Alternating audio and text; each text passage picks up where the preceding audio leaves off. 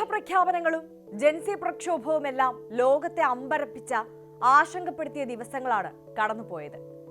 നോക്കാം പോയ വാരത്തെ ഭൂലോക വിശേഷങ്ങൾ വിശദമായി. സ്വാഗതം.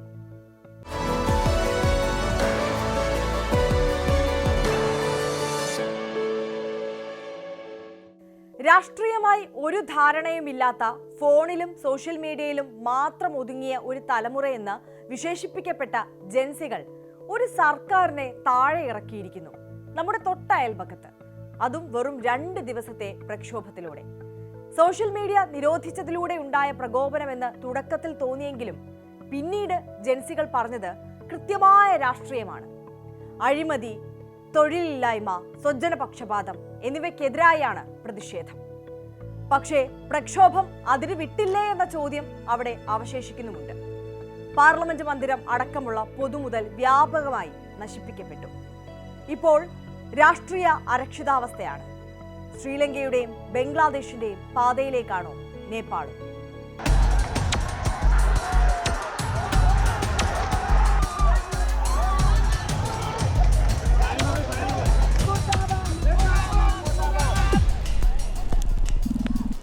സർക്കാരിന്റെ സോഷ്യൽ മീഡിയ നിരോധനമാണ് ഈ പ്രക്ഷോഭത്തിന് ഉടനടി തീപ്പൊരി നൽകിയതെങ്കിലും നെപ്പോ കിഡ്സ് പോലുള്ള ക്യാമ്പയിനുകളിലൂടെ ദീർഘകാലമായി കുന്നുകൂടിയ ജനരോഷം ഒരു വലിയ വിപ്ലവമായി പരിഗണിക്കുകയായിരുന്നു. അഴിമതിക്കും സ്വേച്ഛാധിപത്യത്തിനുമെതിരെ പുതിയ ജനറേഷൻ നടത്തുന്ന ഈ പോരാട്ടം നേപ്പാളിന്റെ ചരിത്രത്തിൽ ഒരു പുതിയ അധ്യായം കുറിക്കുകയാണ്. രാജഭരണത്തിൽ നിന്ന് ജനാധിപത്യത്തിലേക്ക് മാറിയ നേപ്പാളിന്റെ ചരിത്രം എന്നും രാഷ്ട്രീയ അസ്ഥിരതകളുടേതാണ്. മാവോയിസ്റ്റ് കലാപവും അതിനുശേഷമുള്ള സമാധാന പ്രക്രിയകളും ജനാധിപത്യം സ്ഥാപിക്കാൻ സഹായിച്ചെങ്കിലും അത് അഴിമതിയുടെയും സ്വജനപക്ഷപാതത്തിന്റെയും കെണിയിലായി. ഈ ദുരിതങ്ങളെല്ലാം നേരിട്ടത് രാജ്യത്തെ യുവതലമുറയാണ്. സാമ്പത്തികമായി പിന്നാക്കം നിൽക്കുന്ന ഒരു രാജ്യത്തെ രാഷ്ട്രീയ നേതാക്കളുടെയും അവരുടെ മക്കളുടെയും ആഡംബര ജീവിതം സോഷ്യൽ മീഡിയയിൽ ഇടയ്ക്കിടെ വലിയ ചർച്ചയായി. കഠിനാധ്വാനം ചെയ്യുന്ന സാധാരണക്കാർക്ക് തൊഴിലവസരങ്ങൾ ഇല്ലാതിരിക്കുമ്പോൾ ഭരണാധികാരികളുടെ മക്കൾക്ക് യാതൊരു കഷ്ടപ്പാടുമില്ലാതെ എല്ലാ സൗകര്യങ്ങളും ലഭിക്കുന്നത് യുവജനങ്ങളെ കൂടുതൽ ചൊടിപ്പിച്ചു. വിദേശ വിദ്യാഭ്യാസം, ആഡംബര കാറുകൾ, വിദേശയാത്രകൾ എന്നിവയെല്ലാം എങ്ങനെ അവർക്ക് സാധ്യമാകുന്നു എന്ന ചോദ്യം നെപ്പോ കിഡ്സ് എന്ന ഹാഷ്ടാഗിലൂടെ യുവജനങ്ങൾ ഉയർത്തി.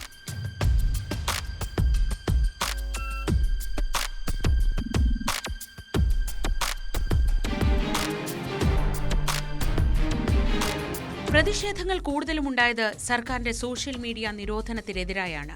Facebook, Instagram, X, WhatsApp, YouTube എന്നിവയുൾപ്പെടെ 26 സോഷ്യൽ മീഡിയ പ്ലാറ്റ്ഫോമുകളാണ് നേപ്പാൾ സർക്കാർ നിരോധിച്ചത്.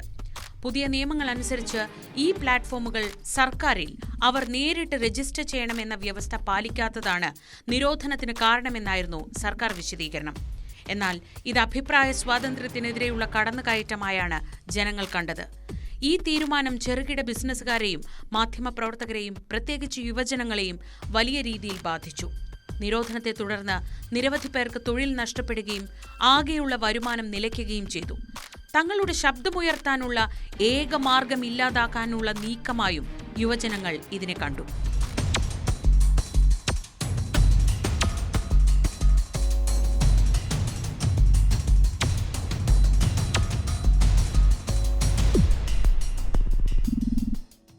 ഈ പ്രക്ഷോഭങ്ങൾക്ക് ഒരു പ്രത്യേക രാഷ്ട്രീയ നേതൃത്വമില്ല. സോഷ്യൽ മീഡിയയിലൂടെ പ്രചരണം നടത്തി ചെറുപ്പക്കാർ സ്വയം സംഘടിതരാവുകയായിരുന്നു. ഇതിനെ നേപ്പാളിലെ അവസാന വിപ്ലവം എന്നും ചിലർ വിശേഷിപ്പിക്കുന്നുണ്ട്. രാഷ്ട്രീയ പാർട്ടികളുടെ സ്വാധീനമില്ലാത്ത തികച്ചും ജനകീയമായ ഒരു മുന്നേറ്റം.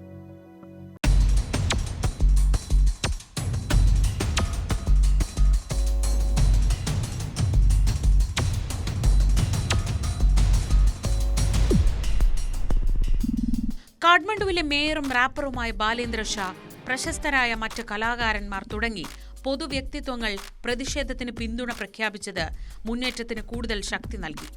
സോഷ്യൽ മീഡിയ നിരോധനം പ്രഖ്യാപിച്ച ശേഷം ആയിരക്കണക്കിന് യുവജനങ്ങൾ കാഠ്മണ്ഡുവിലെ തെരുവുകളിലേക്ക് ഒഴുകിയെത്തി. അവർ ദേശീയ പതാകകൾ വീശിയും അഴിമതി വിരുദ്ധ മുദ്രാവാക്യങ്ങൾ വിളിച്ചും പ്രതിഷേധിച്ചു.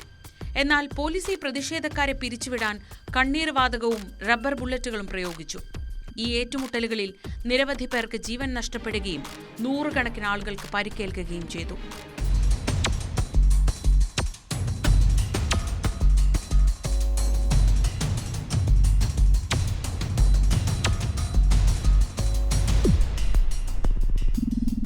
നേപ്പാളിലെ ഈ യുവജന പ്രക്ഷോഭങ്ങൾ ശ്രീലങ്കയിലും ബംഗ്ലാദേശിലും മുൻപ് നടന്ന സമാന സംഭവങ്ങളെ ഓർമ്മിപ്പിക്കുന്നു.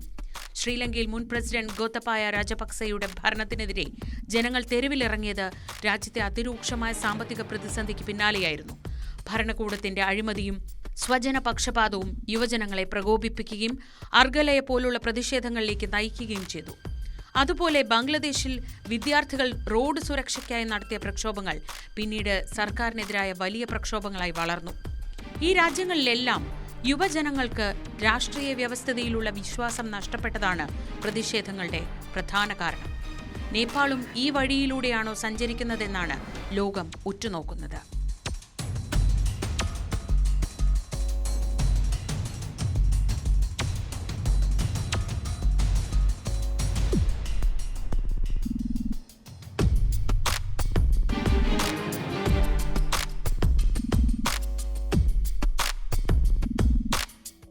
ഈ പ്രതിഷേധം നേപ്പാളിന്റെ രാഷ്ട്രീയ ഭൂമികയിൽ ഒരു പുതിയ അധ്യായം കുറിക്കുകയാണ്.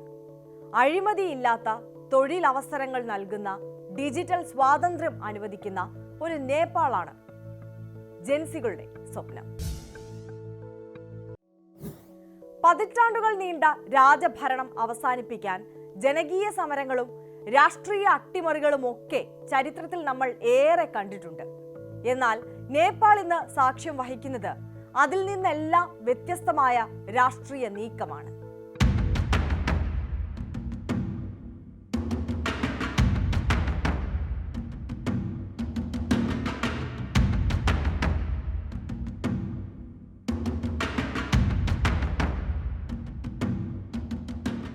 കെടുകാര്യസ്ഥതയുടെ പേരിൽ സ്ഥാനഭ്രഷ്ടനാക്കിയ രാജാവിനെ അധികാരത്തിലേക്ക് തിരികെ ക്ഷണിക്കുക. രാജാവ് വന്നാലേ രാജ്യം നന്നാവൂ എന്ന മുദ്രാവാക്യങ്ങൾ ഉയരുക. 19 വർഷം മുൻപ് 2008 നേപ്പാളിൽ രാജവാഴ്ച അവസാനിച്ചത്. 2015 അംഗീകരിച്ച ഭരണഘടന പ്രകാരം മതനിരപേക്ഷ റിപ്പബ്ലിക്കാണ് നേപ്പാൾ. ഇന്ന് അതല്ല പലരുടെയും ആവശ്യം. രാജാവും കുടുംബവും ഭരണത്തിലേക്ക് തിരിച്ചുവരിക. 2006 ജ്ഞാനേന്ദ്ര രാജാവിനെ സ്വേച്ഛാധിപത്യ ഭരണം ഉപേക്ഷിക്കാൻ നിർബന്ധിതനാക്കിയ മാരകമായ പ്രതിഷേധങ്ങളിലും 23 പേർ കൊല്ലപ്പെട്ടിരുന്നു. അന്ന് അദ്ദേഹത്തെ പുറത്താക്കാൻ തെരുവിലിറങ്ങിയവർ തന്നെ 19 വർഷങ്ങൾക്ക് ശേഷം എന്തുകൊണ്ട് അദ്ദേഹത്തെ തിരികെ വിളിക്കുന്നു? ഉത്തരം ഒന്നേയുള്ളൂ. അതിനുശേഷം അധികാരത്തിലെത്തിയവരെല്ലാം തന്നെ ജനങ്ങൾക്ക് സമ്മാനിച്ചത് രാഷ്ട്രീയ അനിശ്ചിതത്വങ്ങളും സാമ്പത്തിക പരാധീനതകളും അഴിമതിയും ദുർഭരണവും തന്നെയായിരുന്നു. അതിലും ഭേദം രാജഭരണം തന്നെയായിരുന്നുവെന്ന് ചിലരെങ്കിലും മാറി ചിന്തിച്ചത് ഇതുകൊണ്ടൊക്കെ തന്നെയാണ്.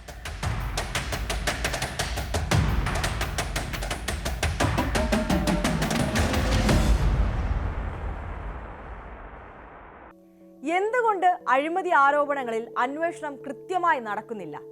നാനാകോണിൽ നിന്നും ഉയരുന്ന ചോദ്യമാണിത്. നേപ്പാളിന്റെ നിലവിലെ തെരഞ്ഞെടുപ്പ് സമ്പ്രദായം അതിനൊരു പ്രധാന കാരണമാണ്.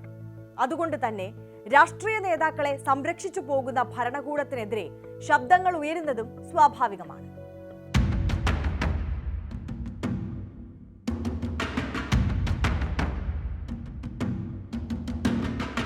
ജനങ്ങൾ വോട്ട് ചെയ്ത് ജയിപ്പിക്കുന്ന സ്ഥാനാർത്ഥികളെ കൂടാതെ ഓരോ പാർട്ടിക്കും കിട്ടിയ വോട്ടിന്റെ അടിസ്ഥാനത്തിൽ നിശ്ചിത പ്രതിനിധികളെ നൽകുന്ന ആനുപാതിക പ്രാതിനിധ്യ രീതിയും ചേർന്നതാണ് നേപ്പാളിന്റെ തെരഞ്ഞെടുപ്പ് സമ്പ്രദായം.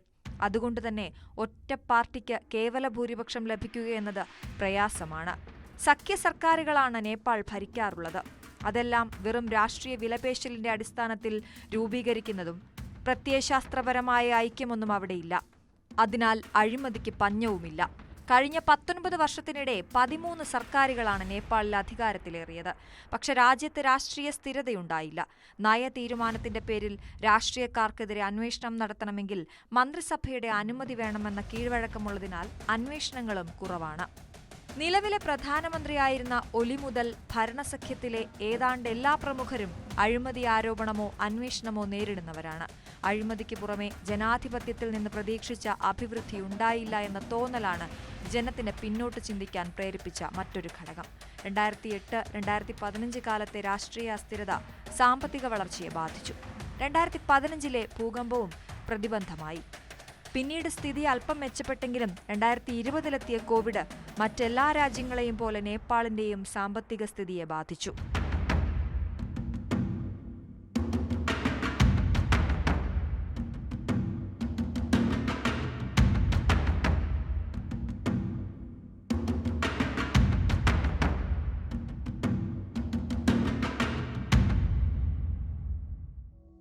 ഇനി ജ്ഞാനേന്ദ്ര ഷാ രാജഭരണത്തിലേക്ക് പ്രവേശിച്ചാൽ തന്നെ രാജ്യത്തെ വേട്ടയാടുന്ന അഴിമതിയും നേതൃത്വ പ്രതിസന്ധിയുമെല്ലാം പരിഹരിക്കപ്പെടുമോ? അതോ പഴയ പ്രശ്നങ്ങളെ പുതിയ രാജകീയ വസ്ത്രങ്ങളിൽ പൊതിഞ്ഞുവെക്കുമോ? ഇന്ത്യയും ചൈനയും പാശ്ചാത്യ രാജ്യങ്ങളും എങ്ങനെയാവും ഇതിനോട് പ്രതികരിക്കുക? ചോദ്യങ്ങൾ നിരവധിയാണ്. ഇസ്രായേൽ ഖത്തറിനെ ആക്രമിച്ചതിന്റെ ഞെട്ടലിലാണ് ലോകരാജ്യങ്ങൾ. എല്ലാ കാലത്തും അകമഴിഞ്ഞ് പിന്തുണ നൽകുന്ന ഡൊണാൾഡ് ട്രംപ് പോലും ഇസ്രായേലിനെ തള്ളിപ്പറഞ്ഞ നടപടി. തിരിച്ചടി നൽകാൻ അറബ് രാജ്യങ്ങൾ ഒരുമിച്ച് ചേരുന്നു. ആക്രമണം തുടർന്നും പിന്നോട്ടില്ലെന്നും നയം വ്യക്തമാക്കി ഇസ്രായേൽ മുന്നോട്ടു തന്നെ. എന്താണ് ഇസ്രായേൽ ലക്ഷ്യം വെക്കുന്നത്? ആരെയും ഭയക്കാതെ എത്ര നാൾ ഇങ്ങനെ മുന്നോട്ടു പോകാനാകും?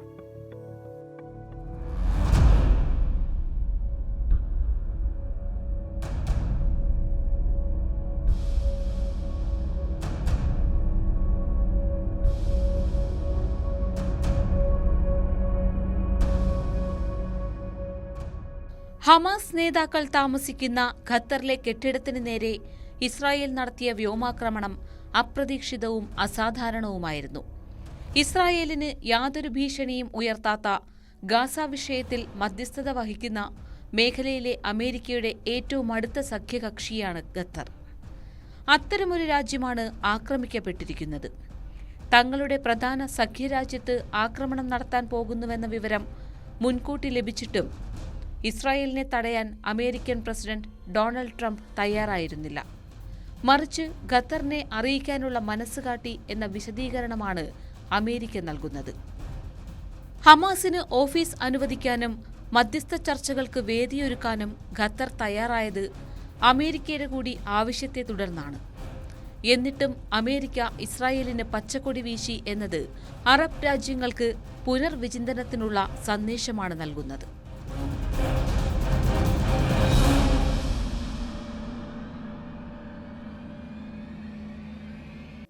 ലോകത്തിന്റെ ശ്രദ്ധ മുഴുവൻ മറ്റൊരു കാര്യത്തിലേക്ക് തിരിച്ച ശേഷം ഗാസയിലെ അധിനിവേശ നടപടികളുടെ വേഗത വർദ്ധിപ്പിക്കുക എന്നതാണ് ഇസ്രായേൽ തുടർന്നു പോരുന്ന രീതി. അതായത് വെടിനിർത്തൽ ചർച്ചകളെ ഇല്ലാതാക്കുക. ഇതിലൂടെ ഗാസയെ പൂർണ്ണമായും വരുതിയിലാക്കാനുള്ള സമയം ലഭ്യമാക്കുക.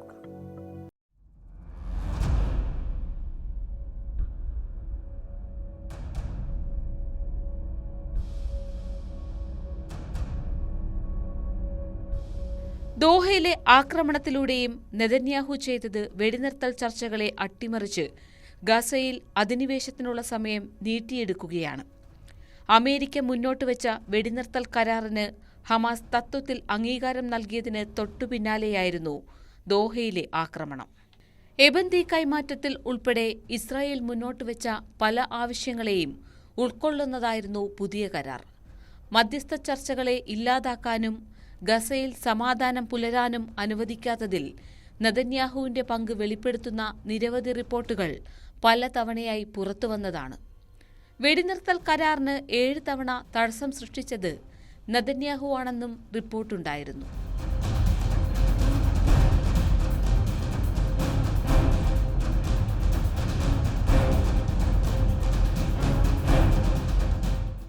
ഗാസയിലെ സമാധാനം അകലെയാവുകയാണോ? ഖത്തറിന്റെ ഇടനില പൂർണ്ണമായും അവസാനിക്കുമോ? അങ്ങനെയെങ്കിൽ ഗാസ വെടിനിർത്തൽ ചർച്ചകൾ ഇസ്രായേലിന്റെ വഴിക്ക് തിരിയുമോ?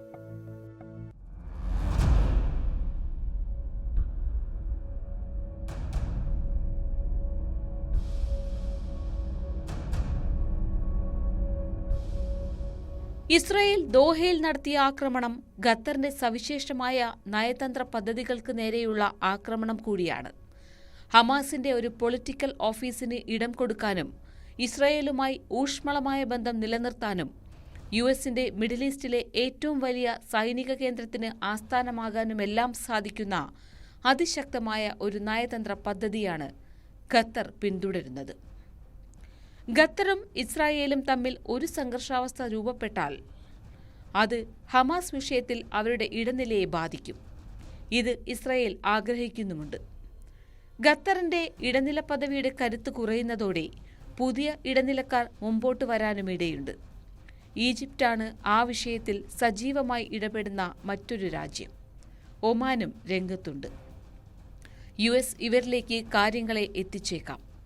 ഹമാസിനെ ഭൂമിശാസ്ത്രപരമായി തന്നെ സമ്മർദ്ദം ചെലുത്താൻ കഴിയുന്ന രാജ്യമാണ് ഈജിപ്റ്റ്. ഗാസയിലേക്കുള്ള മാനുഷിക സഹായങ്ങൾ പോകുന്നത് ഈജിപ്റ്റിലെ റഫ ക്രോസിംഗിലൂടെയാണ്. ഇസ്രായേലിന് നിയന്ത്രണമില്ലാത്ത ഗാസ കവാടം. മാത്രമല്ല, ഖത്തറിനെ പോലെ ഇറാനെയും താലിബാനെയും ഹൂതികളെയും ഹമാസിനെയും ഇസ്രായേലിനെയും യുഎസിനെയും ഒരുമിച്ച് കൊണ്ടുപോകുന്ന നയസമീപനത്തിൽ നിന്ന് വ്യത്യസ്തമാണ് ഈജിപ്തിന്റെ നയതന്ത്ര മാർഗം. ഇതെല്ലാം ഇസ്രായേൽ മുന്നിൽ കാണുന്നുമുണ്ട്.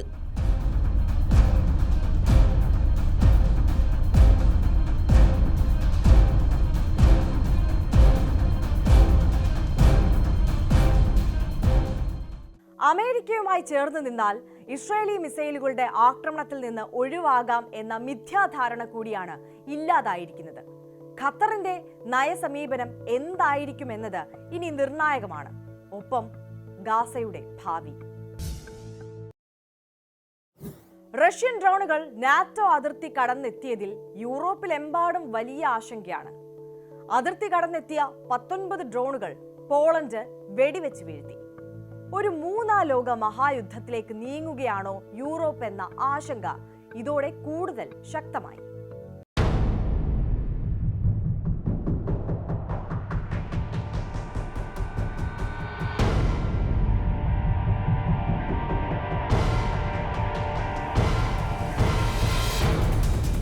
യുക്രൈനിൽ റഷ്യ യുദ്ധം തുടങ്ങിയ നാൾ മുതൽ അതിജാഗ്രതയിലാണ് പോളണ്ട്. റഷ്യൻ മിസൈലുകൾ 2 തവണ പോളണ്ടിന്റെ ആകാശ മേഖലയിലൂടെ കടന്നുപോയിരുന്നു. ചരിത്രത്തിൽ പല കാലങ്ങളിൽ റഷ്യൻ നയങ്ങളോട് പോളണ്ട് എതിർപ്പ് പ്രകടിപ്പിച്ചിട്ടുണ്ട്. പോളണ്ട് നാറ്റോയിൽ ചേർന്നതും 1991-ൽ യുക്രൈന്റെ സ്വാതന്ത്ര്യം ആദ്യം അംഗീകരിച്ചതും 2004-ൽ റഷ്യൻ പക്ഷത്തുള്ള യുക്രൈൻ പ്രസിഡന്റായ വിക്ടർ യാനുകോവിച്ചിനെതിരായ ഓറഞ്ച് വിപ്ലവത്തിന് പിന്തുണ കൊടുത്തതുമെല്ലാം റഷ്യ പോളണ്ട് ബന്ധത്തിൽ ഉലച്ചിലുണ്ടാക്കി. 2014-ൽ ക്രിമിയ പിടിച്ചെടുത്ത ശേഷം 2022 ഫെബ്രുവരി 24-നാണ് റഷ്യ യുക്രൈൻ വീണ്ടും ആക്രമിച്ചത്. രണ്ടാമത്തെ ആക്രമണത്തിന് കാരണം യുക്രൈന്റെ നാറ്റോ സഖ്യശ്രമമാണ്. തങ്ങളുടെ സഖ്യരാഷ്ട്രങ്ങളെ ആക്രമിച്ചാൽ ശക്തമായ തിരിച്ചടിയായിരിക്കും നേരിടേണ്ടി വരിക എന്ന നാറ്റോയുടെ പ്രഖ്യാപിത നയം മറ്റൊരു ലോക മഹായുദ്ധത്തിന് നാന്ദി കുറിക്കുമോ എന്ന ആശങ്കയിലാണ് ലോകരാഷ്ട്രങ്ങൾ.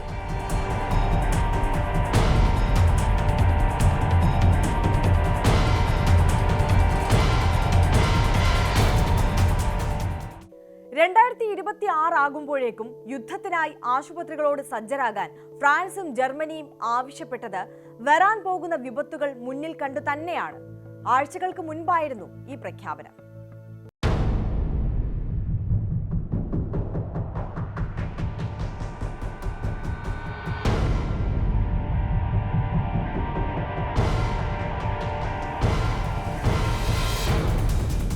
ഒരു റഷ്യൻ ആക്രമണം ഉണ്ടാവുകയാണെങ്കിൽ ഫ്രാൻസും ജർമ്മനിയുമാകും യൂറോപ്പിലെ പരിക്കേറ്റ സൈനികരെ ശുശ്രൂഷിക്കേണ്ടി വരിക എന്ന ആശയത്തിൽ നിന്നാണ് ഇത്തരമൊരു നീക്കമെന്നായിരുന്നു റിപ്പോർട്ടുകൾ. ഇതിനിടെയാണ് റഷ്യൻ ഡ്രോണുകൾ നാറ്റോ അതിർത്തി കടന്നെത്തിയത്. സംഭവത്തെ തുടർന്ന് 3 എയർപോർട്ടുകൾ പോളണ്ട് അടച്ചു. ആളുകളോട് വീടുകൾക്കുള്ളിൽ തന്നെ കഴിയാനും സർക്കാർ മുന്നറിയിപ്പ് നൽകി. യുക്രൈനുമായി അതിർത്തി പങ്കിടുന്ന സ്ഥലങ്ങളിൽ ജീവിക്കുന്നവർ കൂടുതൽ ജാഗ്രത പുലർത്തണമെന്നും നിർദ്ദേശിച്ചു. ഞങ്ങൾ യുദ്ധത്തിലാണെന്ന് ഇപ്പോൾ പറയാനാവില്ല, എന്നാൽ ഗൗരവകരമായ സാഹചര്യമാണ് നിലനിൽക്കുന്നതെന്നായിരുന്നു പോളിഷ് പ്രധാനമന്ത്രി ഡൊണാൾഡ് ടസ്കിന്റെ പ്രതികരണം. രണ്ടാം ലോകമഹായുദ്ധത്തിന് ശേഷമുള്ള വലിയൊരു സൈനിക യുദ്ധത്തിന് പോളണ്ട് സാക്ഷ്യം വഹിച്ചേക്കാമെന്ന മുന്നറിയിപ്പും ടസ്ക് നൽകുന്നു. അതേസമയം പോളണ്ട് തങ്ങളുടെ ആക്രമണ ലക്ഷ്യസ്ഥാനമല്ലെന്നാണ് റഷ്യയുടെ പ്രതികരണം. പടിഞ്ഞാറൻ യുക്രൈനിലെ സൈനിക കേന്ദ്രങ്ങളാണ് ലക്ഷ്യമിട്ടത്. ഒപ്പം ഈ വിഷയത്തിൽ പോളിഷ് പ്രതിരോധ മന്ത്രാലയവുമായി കൂടിയാലോചനകൾ നടത്താൻ തയ്യാറാണെന്നും റഷ്യൻ സൈന്യം പറയുന്നു. പക്ഷേ റഷ്യയുടെ വിശദീകരണം പോളണ്ട് തള്ളുകയാണ്. റഷ്യൻ നീക്കം യാദൃശ്ചികമല്ലെന്നും മുൻകൂട്ടിയുള്ള പദ്ധതി പ്രകാരമാണെന്നും അവർ ഉറച്ചു വിശ്വസിക്കുന്നു.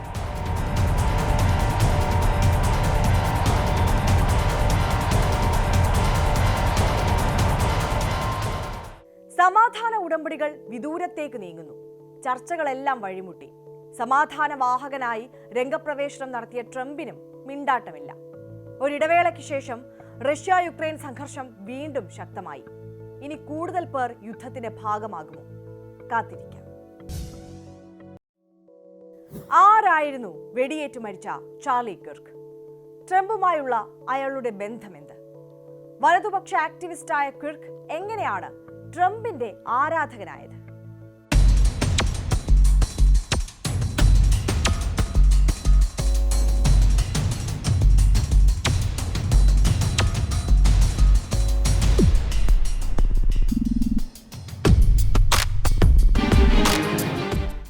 അമേരിക്കൻ വലതുപക്ഷ രാഷ്ട്രീയത്തിൽ ഏറ്റവും സ്വാധീനമുള്ള യുവ നേതാക്കളിൽ ഒരാളായിരുന്നു ബുധനാഴ്ച അമേരിക്കയിൽ വെടിയേറ്റു മരിച്ച ചാർലി കിർക്ക്. വെറും 31 വയസ്സിൽ തന്നെ അദ്ദേഹം രാഷ്ട്രീയത്തിലും മാധ്യമരംഗത്തും ശക്തമായ ഖ്യാതി നേടിയിരുന്നു. മരണത്തിന് തൊട്ടു മുൻപ് വരെ തന്റെ പ്രസംഗത്തിലൂടെ യുവാക്കളെ പ്രചോദിപ്പിക്കാൻ അദ്ദേഹം ശ്രമിച്ചിരുന്നു.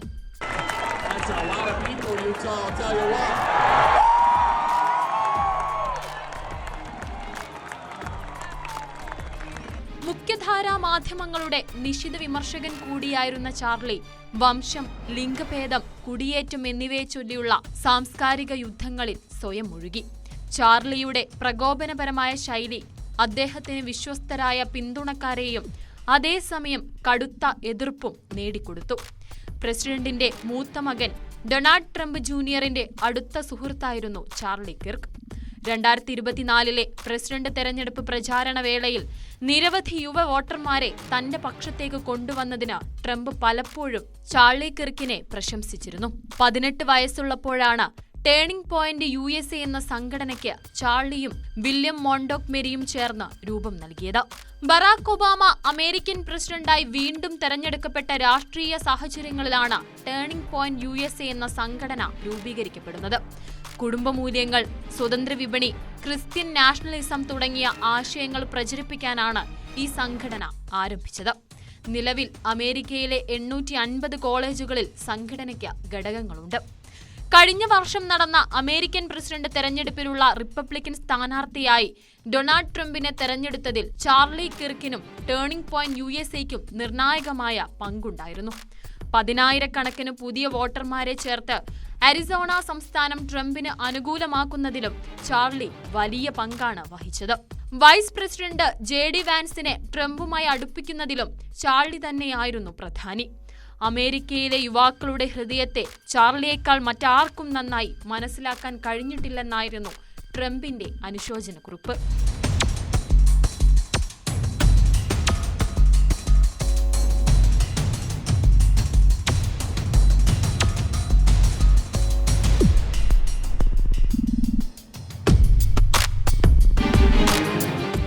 ട്രംപ് പ്രസിഡന്റായി തെരഞ്ഞെടുക്കപ്പെട്ടതോടെ അമേരിക്കയിലെ ഏറ്റവും സ്വാധീനമുള്ള വ്യക്തികളിൽ ഒരാളായി ചാർലി കിർക്ക് മാറി.